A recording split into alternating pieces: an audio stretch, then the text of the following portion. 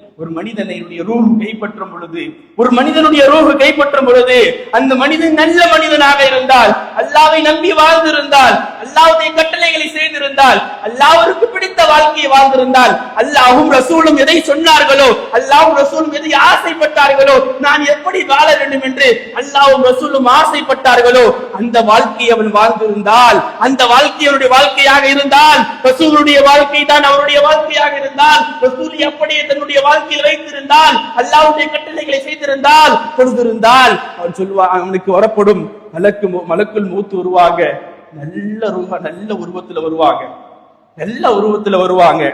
வந்து யா அய்யத்துன் நஃப்ஸுல் முத்மஇன்னா, நிம்மதி பெற்ற ரூஹே, அல்லாஹ்வின் பொருத்தத்தை பெற்ற ரூஹே. இந்த மலக்கு வந்து சொல்லுவாங்க, அல்லாஹ்வினுடைய நிம்மதியை பெற்ற ரூஹே, அல்லாஹ்வின் பொருத்தத்தை பெற்ற ரூஹே, வா போலாம், உனக்கு இந்த துனியாவில கொடுத்த நேரம் முடிச்சிடுச்சு, வா போலாம் அப்படின்னு அன்பா அழைத்துட்டு செல்வாங்க. வானத்திற்கு அந்த ரூஹை கொண்டு செல்வார்கள். வானத்திற்கு கொண்டு சென்றவுடன் வானத்தில் உள்ள மலக்குமார்கள் எல்லாம் கேட்பார்கள், மன் ஹாதர் ரஜுல், இந்த மனுஷன் யாரு, யாரை கூட்டு வந்திருக்கீங்கன்னு கேட்பாங்க. இவர் யாரு தெரியுமா? அல்லாஹ்வின் பொருத்தத்தை தேடியவர், அல்லாஹ்வின் பொருத்தத்தை பெற்றவர், இந்த புலான், இந்த மனிதன் அல்லாஹ்வின் பொருத்தத்தை பெற்றவர் சொன்ன உடனே அங்கு அந்த மலக்குமார்கள் எல்லாம் திறந்து மர்ஹபா மர்ஹபா அஹ்லம் வ ஸஹலா, வாங்க, உங்களை வரவேற்க தான் நாங்க வெயிட் பண்ணிக்கிட்டு இருந்தோம், வாங்க, வெல்கம் என்று சொல்லி அவர்களை வரவேற்பார்கள். அதற்கு பிறகு இதே ஒரு கெட்ட மையத்தாக இருந்தால், ஒரு கெட்ட மையத்தாக இருந்தால், இந்த ஜனாசாவை ரூஹை கைப்பற்ற வரக்கூடிய மலக்குல் மௌத் கெட்ட உருவத்தில் வருவார்கள், கெட்ட உருவத்தில் வருவார்கள். கை சேதப்பட்டவனே, கை சேதப்பட்டவனே, அல்லாஹ்வின் கோபத்தை சம்பாதித்தவனே, துனியாவில் தொழாமல் அல்லாஹ்வுடைய கோபத்தை சம்பாதித்தவன், துனியாவில் அல்லாஹ்வின் பொருத்தத்தை தேடாதவன், வா வெளியே போலாம் அப்படின்னு சொல்லி கூட்டு போவாங்க மலக்குமார்கள். மலக்குமார்கள் ரூஹ் இழுத்துக்கிட்டு போவாங்க. வானத்துக்கு போனா கேட்பாங்க, மன் ஹாதர் ரஜுல், யார் இவரு? வானத்தில் உள்ள மலக்குமார்கள் கேட்பார்கள், யாரை கொண்டு வந்திருக்கின்றீர்கள், யாரை கொண்டு வந்திருக்கின்றீர்கள்? கேடு கெட்டவன், அல்லாஹ்வினுடைய கோபத்திற்கு ஆளானவன், அல்லாஹ்வினுடைய கட்டளைகளை கையாதவன் என்று சொன்னவுடன் லா மர்ஹபா அல்லாஹும் வ ஸஹலா, லா மர்ஹபா, வரவேணாம், அப்படியே கூட்டு போங்கன்றுவாங்க.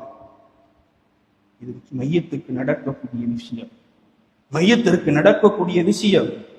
ஒரு மையத்தை குளிப்பாட்டிய பிறகு அந்த மையத்தை அடக்கம் செய்வதற்காக எடுத்து செல்லப்படும், அந்த மையத்தை அடக்கம் செய்வதற்காக எடுத்து செல்லப்படும். ஒரு மனிதனை ஒரு ஜனாசாவை மனிதர்கள் எல்லாம் தூக்கி செல்வார்கள், மனிதர்கள் எல்லாம் தூக்கி செல்வார்கள். எல்லாருக்கும் அந்த நிலைமைகள் இருக்கின்றது. அன்பு சகோதரர்களே, அல்லாஹ்வின் நல்லடியார்களே, யோசித்துக் கொள்ளுங்கள், நம்முடைய நிலைமையிலிருந்து யோசித்து பாருங்கள். என்னை நான் யோசித்துக் கொள்ள வேண்டும். என்னையும் ஒரு நாள் அழைத்து செல்ல இருக்கின்றார்கள், என்னையும் ஒரு நாள் கஃனிட இருக்கின்றார்கள், என்னையும் ஒரு நாள் குளிப்பாட்டி கஃனிட்டு நானும் ஒரு நாள் அந்த மன்னரைக்கு செல்ல இருக்கின்றேன்.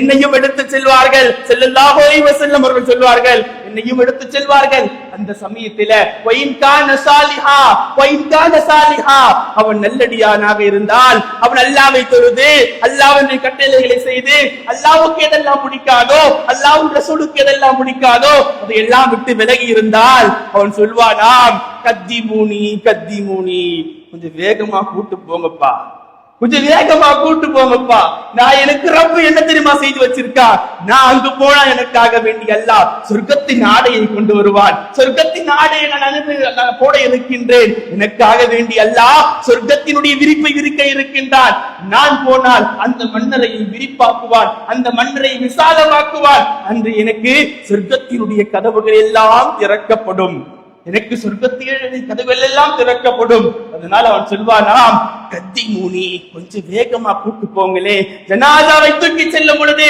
ஜனாசாவை தூக்கி செல்லும் பொழுது சொல்லும், கத்தி மூனி, என்ன கொஞ்சம் வேகமா கூட்டிட்டு போங்க, எனக்காக இதெல்லாம் தயாராக இருக்கின்றது. வயின் கான கைர சாலிஹா, வயின் கான கைர சாலிஹா, அவன் கெட்ட மையத்தா இருந்தா, அல்லாஹ்வினுடைய பொருத்தத்தை தேடாமல், அல்லாஹ்வினுடைய நிலாவை தேடாமல், அல்லாஹ்வினுடைய அன்பை தேடாமல் அவன் வாழ்ந்திருந்தால், அந்த ஜனாசாவை தூக்கி செல்லும் பொழுது அந்த ஜனாசா சொல்லுமா, யா யா வைலஹா யா வைலஹா, கை சேதமே, என்ன எங்க கூட்டு போறீங்க, இதெல்லாம் கூட்டு போவாதீங்க, எங்க கூட்டு போறீங்க, இதெல்லாம் கூட்டு போவாதீங்கன்னு சொல்லி சொன்னாமா. இந்த ஜனாசா சொல்லுமா, இந்த சத்தத்தை எல்லோரும் கேட்பார்கள், மனிதர்களை தவிர ஜின்களை தவிர மற்ற எல்லா விலங்குகளும் கேட்குமா. அப்படியே அந்த ஜனாசாவை கொண்டு செல்லப்படும். கொஞ்சம் உங்களுடைய இடத்திலிருந்து யோசியுங்கள், நம்முடைய இடத்திலிருந்து யோசிப்போம். அவர்கள் தன்னுடைய நிலைமை யோசித்து பாருங்கள். என்ன வைத்திருக்கின்றோம், நம்முடைய நிலைமை எப்படி இருக்கும்? நாம் சொல்வோமா, கத்தி மூடி என்னையும் சீக்கிரமாக கொண்டு போங்க, எனக்கு சொர்க்கம் தயாராக இருக்கின்றது, சொர்க்க வாசல்கள் திறக்கப்படும் என்று சொல்ல போகின்றோமா? இல்லை, என்னை எங்க கூட்டு போறீங்கன்னு சொல்ல போறோமா?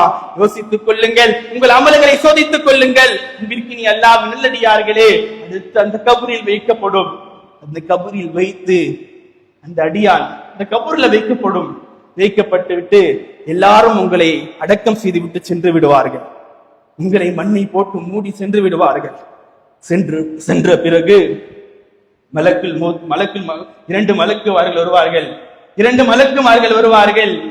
அந்த மலக்குமார்கள், நீங்கள் நல்லடியாராக இருந்தால், முஸ்லிமாக வாழ்ந்திருந்தால், முஃமினாக வாழ்ந்திருந்தால், அல்லாஹ்வின் பொருத்தத்தை பெற்றிருந்தால், இந்த துனியாவில் அல்லாஹ்வுக்கு தேவையானது என் ரப்புக்கு எது பிடிக்கும்னு தேடி தேடி வாழ்ந்து, என்ன அல்லாஹ்வும் ரசூலும் என்னை எப்படி வாழ சொன்னார்களோ, அல்லாஹ்வும் ரசூலும் நான் எப்படி வாழ்வதை ஆசைப்பட்டார்களோ, அப்படிப்பட்ட வாழ்க்கையை நான் வாழ்ந்திருந்தால் அங்கு எனக்கு வரக்கூடிய மலக்கு அழகிய உருவத்தில் வருவார்கள்.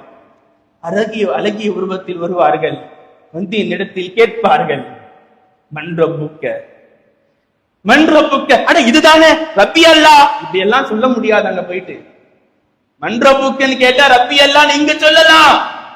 அங்கு சொல்லணும்னா வாய் வராது உங்களுக்கு. நீங்க அங்க ரப்பி அல்லாஹ்னு சொல்லணும்னா, நம்ம அங்க ரப்பி அல்லாஹ்னு சொல்லணும்னா, இந்த துனியாவுல அல்லாஹ்வினுடைய பொருத்தத்தின்படி வாழ்ந்திருக்கணும். அல்லாஹ் சொல்லியதை செய்து இருக்கணும். அல்லாஹ் எதையெல்லாம் நம்மை செய்ய சொன்னானோ கொஞ்சம் யோசித்து பாருங்கள். அன்பிற்கினியவர்களே, நம்முடைய நிலைமையிலிருந்து யோசித்து பாருங்கள். என்னிடத்தில் அல்லாஹ் கேட்டால் மன்றப்புக்கு என்று கேட்டால் ரப்பி அல்லாஹ் என்று சொன்னால் சொல்ல முடியுமா? என்னால் சொல்லும் அளவிற்கு என்னுடைய ஈமான் உறுதியாக இருக்கின்றதா? என்னிடத்தில் அமல் இருக்கின்றதா? யோசித்து பாருங்கள். அவரிடத்தில் கேட்கப்படும், ரப்பி அல்லாஹ், என்னுடைய ரப்பு அல்லான்னு சொல்லுவானா நல்லடியானாக இருந்தால்? திரும்ப கேட்கப்படும், மா தீனுக்க, உன்னுடைய தீன் என்னப்பா? என்னுடைய தீன் அவன் சொல்வானா, தீனுல் இஸ்லாம், எனக்கு இஸ்லாம் தான் மார்க்கம். இஸ்லாம் என்னை வட்டியை விட்டு ஹராமாக்கி இருந்தது, நான் வட்டியை தொடவே இல்லை, அப்படிப்பட்ட வாழ்க்கையை வாழ்ந்தேன். எனக்கு ஹலாலை மாத்திரம் நான் விருப்பப்பட்டேன். குர்ஆன் எனக்கு என்ன சொல்லியதோ, குர்ஆன் என்னை எப்படி வாழ சொன்னதோ, அல்லாஹ்வும் ரசூலும் என்னை எப்படி வாழ சொன்னார்களோ அப்படி வாழ்ந்திருந்தால், அந்த ரூல்ஸை அல்லாஹ் கொடுத்த சட்டத்தை எடுத்து வாழ்ந்திருந்தோம் என்றால் சொல்லுவோமா, தீனுல் இஸ்லாம், என்னுடைய தீன் இஸ்லாம். சரி, அடுத்து ஒரு கேள்வி கேட்கப்படும். கேள்வி கேட்கப்படாது, ரஹ்மத்துல்லில் ஆலமீனுடைய காட்டப்படும். ரஹ்மத்துல்லில் ஆலமீனை காட்டி இந்த மனிதரை பற்றி என்ன சொல்ல போகின்றார்? அன்பிற்கினியவர்களே, ரசூலை காண்பித்து கேட்கப்படுமா, இந்த மனிதரை பற்றி என்ன சொல்ல போகின்றாய்?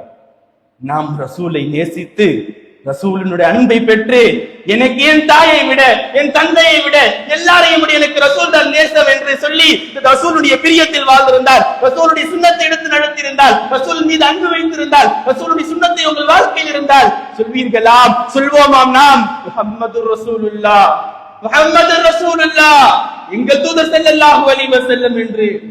உடனே அந்த மலக்குமார்கள் கேட்பார்களாம், உங்களுக்கு எப்படி தெரியும் இந்த விஷயம் எல்லாம்? மலக்குமார்கள் கேட்பாங்க, உங்களுக்கு எப்படி தெரியும் இந்த விஷயம் எல்லாம்? நான் குர்ஆனை ஓதி இருக்கேன், நான் குர்ஆனை ஓதி இருக்கின்றேன்.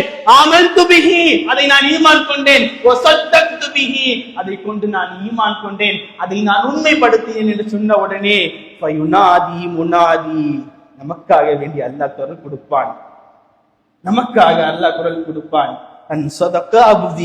அவர் சொல்வது எல்லாம் உண்மைப்பா, அவர் சொல்றது எல்லாம் உண்மைதான். அவர் என்னதான் தொழுது என்னதான் தொழுதார் அவரு, நான் சொன்னதை எல்லாம் செஞ்சார் அவரு, என்னுடைய அடியான் அவரு, நான் சொன்னது எல்லாம் அந்த அடியான் செஞ்சான். நான் சொன்னது எல்லாம் எனக்கு என்ன விருப்பமானதோ, எனக்கு என்ன ஆசையானதோ, என் தூதருக்கு என்ன ஆசையானதோ அதை எல்லாம் அவர் செய்தார்.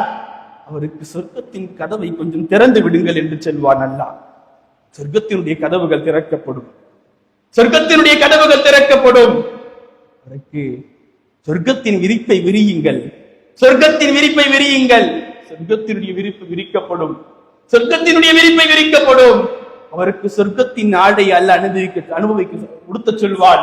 மலக்குமார்கள் அவர்களுக்கு சொர்க்கத்தினுடைய ஆடையை தருவார்கள். அவர் சொர்க்கத்தினுடைய ஆடையை உடுத்துவார். எப்படிப்பட்ட வாழ்க்கையை வாழலாம்? சொர்க்கத்தினுடைய ஆடையை உடுத்த சொல்வார். அல்லாஹ் அவர்களுக்கு சொர்க்கத்தினுடைய ஆடையை உடுத்துவார். இப்படியாக செய்துவிட்டு அல்லாஹ் அங்கு ஒரு மலக்கை நியமனம் செய்வார். அங்கு ஒரு மலக்கு இருப்பார்கள். அந்த மலக்கு சொல்வார்கள், நீங்கள் என்ன வாக்குறுதி கொடுக்கப்பட்டீர்களோ அந்த நாள் இதுதான், உங்களுக்கு என்ன வாக்குறுதி கொடுக்கப்பட்டதோ அந்த நாள் இதுதான். அம்மா நீங்க யாருன்னு கேட்குவான். அந்த அடியான் கேட்பானா, அம்மா நீங்க யாரு, என்கிட்ட வந்திருக்கீங்களே, பார்க்க அழகா இருப்பாங்களாம், அவங்க முகம் எப்படி இருக்கும்னா சூரியனை போல பிரகாசமா இருக்கும். ஆமா நீங்க யாருன்னு, நீங்க உங்க என்ன பற்றி பேசுறீங்களே, நீங்க யாருன்னு கேட்கும் பொழுது அந்த மனிதர் சொல்வாரா, நான் தான் அமலுக்க இந்த துனியாவில் அல்லாஹ்வை தொழுதல, இந்த துனியாவில் நோன்பு வச்சல, இந்த துனியாவில் ஜகாத் கொடுத்தல, அது நான் தான், அது நான் தான். பாரு உன்னுடைய சொர்க்கத்திற்கு, இதுதான் நீ தங்கக்கூடிய சொர்க்கம், இதுதான் நீ தங்கக்கூடிய சொர்க்கம், பாருடைய சொர்க்கத்தை என்று சொல்லி சொர்க்கத்தை தினமும் காட்டிக்கொண்டே இருக்கப்படும். அவன் சொல்வானா, இந்த அடியான் சொல்வானா, அகிமிசா கியாமத் நாளை சீக்கிரமா கொண்டு வாங்கப்பா, உலகத்தை சீக்கிரமா அழியுங்க, கியாமத்தை சீக்கிரமா கொண்டு வாங்க. எப்படிப்பட்ட சொர்க்கத்தை அல்லாஹ் எனக்கு வச்சிருக்கா, அகிமிசா சீக்கிரமா கியாமத்தை கொண்டு வாங்கப்பான்னு சொல்லி அந்த அடியான் சொல்வானாம். ஒவ்வொரு நாளும் அந்த அடியானுக்கு சொர்க்கத்தை காட்டப்படும், சொர்க்கத்தை காட்டப்படும். கப்பால் அப்படியே ஒரு தீய அடியான், அல்லாஹ்வுக்கு மாறு செய்தவன், அல்லாஹ்வுக்கு மாறு செய்தவன், அவன் பாவம் செய்தவன். அவனிடத்தில் மலக்குமார்கள் கெட்ட உருவத்தில் வருவார்கள், அவனிடத்தில் மலக்குமார்கள் கெட்ட உருவத்தில் வருவார்கள். கேட்பார்கள், மன்றப்புக்க மன்றப்புக்க, ஒரு ரப்பு யாருப்பா, சொல்லாம இருந்தோம்னா நம்ம யோசிக்கணும், நம்ம யோசிக்க கடமைப்பட்டு இருக்கின்றோம். நாமும் அந்த கேள்விகளை கேட்பதற்கு பதில் சொல்ல இருக்கின்றோம். நமக்கு யோசிக்க வேண்டும். மன்றப்புக்க என்று கேட்டால் அந்த கெட்ட அடியான் சொல்வானாம், அந்த பாவை சொல்வானாம், வா வா, ஐயோ எனக்கு தெரியலையே, ஐயோ எனக்கு தெரியலையேன்னு சொல்வானா. மா தீனுக்க மா தீனுக்க, என்னப்பா அந்த மலக்குமாரன் கேட்டா, வா எனக்கு தெரியல, லா தெரி எனக்கு தெரியல, என்னுடைய தீன் என்ன எனக்கு தெரியலன்னு சொல்லுவா. ஸல்லல்லாஹு அலைஹி வஸல்லம் அவர்களை காட்டப்படும். இவங்களை பத்தி உனக்கு என்ன தெரியும், இவர்களை பற்றி நீ என்ன நினைக்கின்றாய், முஹம்மது ஸல்லல்லாஹு அலைஹி வஸல்லம் அவர்களை பற்றி என்ன நினைக்கின்றாய்? வா லா தெரி. ஏன்னா இவன் என்ன பண்ணிட்டு இருந்தான், இங்க ரசூலை பின்பற்றல, என் தலைவன் தான் முக்கியம் இருந்தான். எனக்கு சினிமாக்காரர்களையும் சினிமாவில் உள்ளவர்கள் தலைவர்களாக எடுத்து, ரோல் மாடலாக எடுத்து, அவர்களை முன்மாதிரியாக எடுத்து, அவர்களை தலைவராக ஆக்கியவர்கள் சொல்வார்கள், வா லாதிரி தெரியல, யாருன்னு தெரியலன்னுவான். அல்லாஹ் மேல இருந்து சொல்லுவான், பொய் சொல்றான் அவன், அவன் பொய் சொல்றான். தொடர்ந்து நரகத்துடைய கதவுகளை அவனுக்கு சொல்வான். நரகத்துடைய கதவுகள் திறக்கப்படும், நரகத்தினுடைய கதவுகள் திறக்கப்படும். நரகத்தில் இருந்து உஷ்ண காத்தும் விஷக்காத்தும் அவனுக்கு வந்து கொண்டே இருக்கும். அவனுக்கு நரகத்தின் ஆடை அல்லாஹ் அனுபவிப்பான், நரகத்தின் ஆடை அல்லாஹ் உடுத்துவான். அவனுக்கு அவனுக்கு நரகத்தின் விரிப்பை விரிக்கப்படும். அவன் நரகத்தில் படுத்துக் கொள்வான். அவனுக்கு பக்கத்துல ஒரு அவனுக்கு பக்கத்துல ஒரு உருவத்தை அல்லாஹ் வைப்பான். அவருக்கு அந்த மலக்குக்கு காதும் கேட்காது, வாயும் பேச முடியாது. அந்த மலக்குக்கு காது கேட்காது, வாய் பேச முடியாது. இந்த மலக்கிடத்தில் ஒரு பிரம்மாண்டமான ஒரு சுத்தியல் இருக்கும். ஸல்லல்லாஹு அலைஹி வஸல்லம் அவர்கள் சொன்னாங்க, அந்த சுத்தியை வச்சு ஒரு மலையை அடிச்சோம்னா மலை மண்ணா போயிடுறாங்க. அப்படிப்பட்ட சுத்தி வச்சு அவங்க அடிப்பாங்க, அப்படிப்பட்ட சுத்தி வச்சு அடிப்பாங்க. அவனுக்கு சொல்லப்படும், மென்டல் டார்ச்சர் கொடுக்கப்படும். அவனுக்கு எது தெரியுமா, இதுதான் நீ தங்கக்கூடிய இடம், பாத்துக்க, இதுதான் நீ தங்கக்கூடிய நரகம், நீ இந்த உலகத்தில் வாழ்ந்த இல்லவா, அல்லாஹ்வை மறுத்து கொல்லாமல் வாழ்ந்த அல்லவா, இதுதான் உன்னுடைய நீ தங்கக்கூடிய நரகம், பார்த்துக்கொள் என்று அவனுக்கு தினமும் அவன் தங்கக்கூடிய நரகத்தை காட்டிக்கொண்டே இருக்கப்படும். அவன் நரகத்தை பார்த்துக்கிட்டே இருப்பான். ஏற்கனவே கபருடைய வேதனை நடந்துகிட்டு இருக்கும், ஏற்கனவே கபருடைய வேதனை நடந்துகிட்டு இருக்கும். அது இல்லாம அவனுக்கு மென்டலா அல்லாஹ் டார்ச்சர் தருவான். பார்த்துக்க, நீ தங்கக்கூடிய இடம் இதுதான், உனக்கு நரகத்தை தான் நான் முடிவு பண்ணிருக்கேன். ஏன் துனியாவுல நீ அல்லாஹ்வை மறுத்து வாழ்ந்தாய்.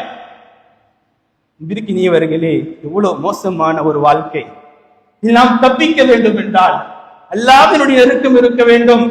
அல்லாஹ்வின் நெருக்கம் இருக்க வேண்டும். என்ன அமல் வைத்திருக்கின்றோம் நாம்? என்ன அமல் வைத்திருக்கின்றோம்? உஸ்மானிய கனி ரலியல்லாஹு அன்ஹு அழுவாங்கலாம் கபரை பார்த்தா. உஸ்மானிய கனி ரலியல்லாஹு அன்ஹு கபரை பார்த்தா அழ ஆரம்பிச்சிருவாங்க. அழுவாங்க. எந்த அளவுக்கு அழுவாங்க தெரியுமா? தாடி நினைச்சு போயிடும் உஸ்மான் ரலியல்லாஹு அன்ஹு. அவங்களுக்கு தாடி நினைக்கிற அளவு அழுதாங்க. யாரு உஸ்மான்? குர்ஆன் ஓதிக்கொண்டிருக்கும் பொழுது ஷஹீதானவர்கள்.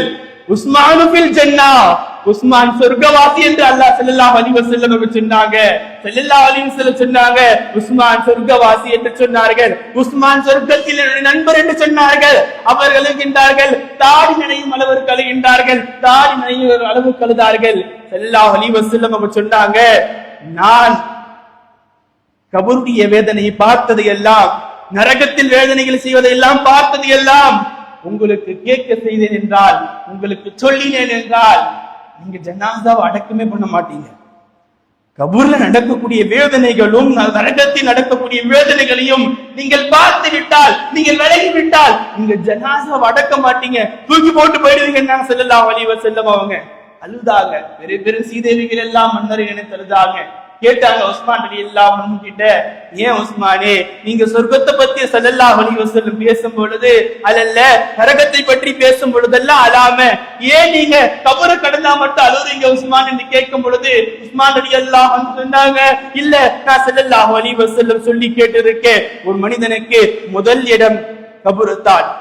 அந்த மன்னரை வாழ்க்கையில் அவர் வெற்றி அடைந்து விட்டால் அதற்கு பின்னால் உள்ள எல்லாம் லேசாகிவிடும். அதற்கு பின்னால் உள்ள கேள்வி கணக்குகள், சிராத்தல் முஸ்தகீம் பாடம் எல்லாமே லேசாகிடும். அதே அவனுக்கு அந்த கபருடைய வாழ்க்கை கஷ்டமாகிவிட்டால், அதற்கு பின்னால் உள்ள எல்லாமே அவனுக்கு கஷ்டமா தான் இருக்கும். அதனாலதான் அழுகுறாங்க. என்னைக்காவது நம்முடைய கபரை நினைத்து நாம் அழுது இருக்கின்றோமா?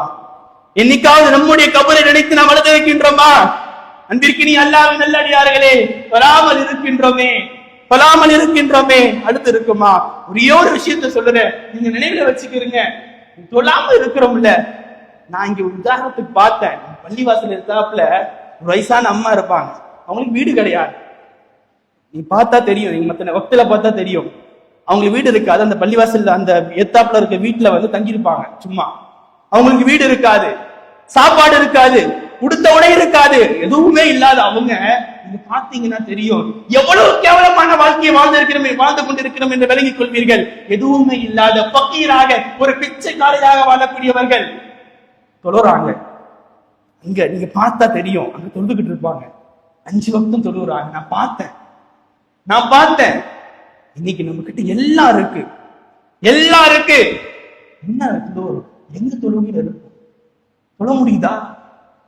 உடுத்த உடை இருக்கின்றது, உண்ண உணவு இருக்கின்றது, தங்க வீடு இருக்கின்றது, எல்லாம் இருந்தும் அல்லாஹ்வுக்கு நன்றி கெட்ட வாழ்க்கையை வாழ்ந்து கொண்டிருக்கின்றோம். ஒன்றுமே இல்ல, பக்கீராக வாழக்கூடியவர்கள் தொழுது கொண்டிருக்கின்றார்கள். என்னை விட கேவலமானவன் யாராக இருக்க முடியும்? யோசியுங்கள். என்னை விட கேவலமானவர் யாராக இருக்க முடியும்? அப்படிப்பட்ட வாழ்க்கையை தான் வாழ்ந்து கொண்டிருக்கின்றோம். எல்லாம் வைத்துக் கொண்டு, எல்லாம் அல்லாஹ்வின் சொத்துக்களை அனுபவித்துக் கொண்டு நாம் இங்கு அல்லாஹ்வுக்கு மறந்து அல்லாஹ்வுக்கு நன்றி செலுத்தாமல் வாழ்ந்து கொண்டிருக்கின்றோம். சும்மா அல்ல, இதெல்லாம் நடக்க இருக்கின்றது. நம்மையும் ஒரு நாள் கபருக்கு எடுத்து செல்வார்கள். நீங்கள் விலகிக் கொள்ளுங்கள். நீங்கள் தொழாமல் இருக்கலாம்.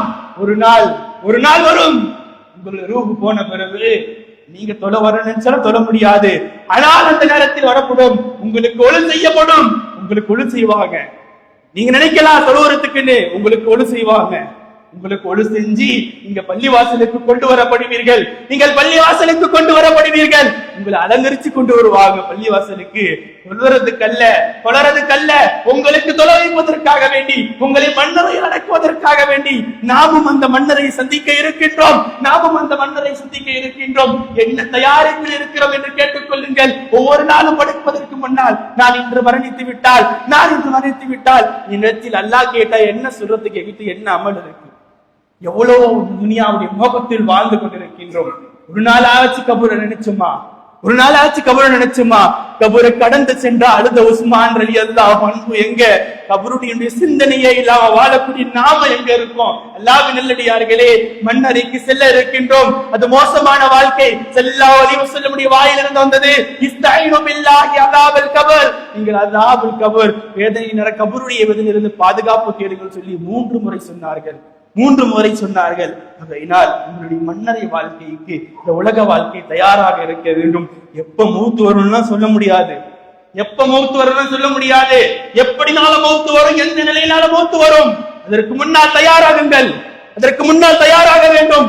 மௌத்தை சந்திக்க இருக்கின்றோம். அடுத்த வினாடி நமக்கு உறுதி அல்ல. நான் இங்கு ஜிம்மா தொழுது விட்டு நான் வெளியேறுவனா என்ற உறுதி இல்லை. அந்த வாழ்க்கையை தான் வாழ்கின்றேன். அந்த வாழ்க்கையை தான் நான் வாழ்ந்து கொண்டிருக்கின்றேன். ஜிம்மா சலாம் கொடுப்பது கூட உறுதி இல்லை எனக்கு. அப்படிப்பட்ட வாழ்க்கையை தான் நம்ம வாழ்ந்துகிட்டு இருக்கோம்.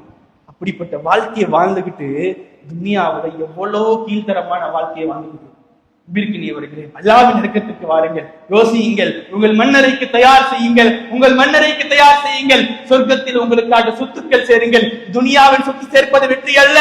சொர்க்கத்தில் உங்களுக்காக சொத்து சேருங்கள். சொர்க்கத்தில் உங்களுக்காக சொத்து சேருங்கள். அங்கு நபிமார்களோடு இருப்பதற்கும், சித்திகளோடு இருப்பதும், நபியோடு இருப்பதற்கும் நீங்கள் சொத்து சேருங்கள். அப்படிப்பட்ட வாழ்க்கைக்கு வாருங்கள். வல்லர் ரஹ்மான் இந்த உலகத்தில் வாழும் பொழுதெல்லாம் அல்லாஹ்வை பயந்து, அல்லாஹ்வின் நெருக்கத்தை பெற்று, அல்லாஹ்வின் ரிதாவை பெற்று, கபருடைய வேதனைகள் இல்லாமல் கபரில் கேள்விகளுக்கு லேசாக பதில் சொல்லி வெற்றி பெறக்கூடிய பாக்கியத்தை வல்லர் ரஹ்மான் நம் அனைவருக்கும் தந்தல் புரிவானாக. வாஹிர தவானா அனில் ஹம்துலில்லாஹி ரப்பில் ஆலமீன். அஸ்ஸலாமு அலைக்கும் வரஹ்மத்துல்லாஹி தஆலா வபரகாத்துஹு.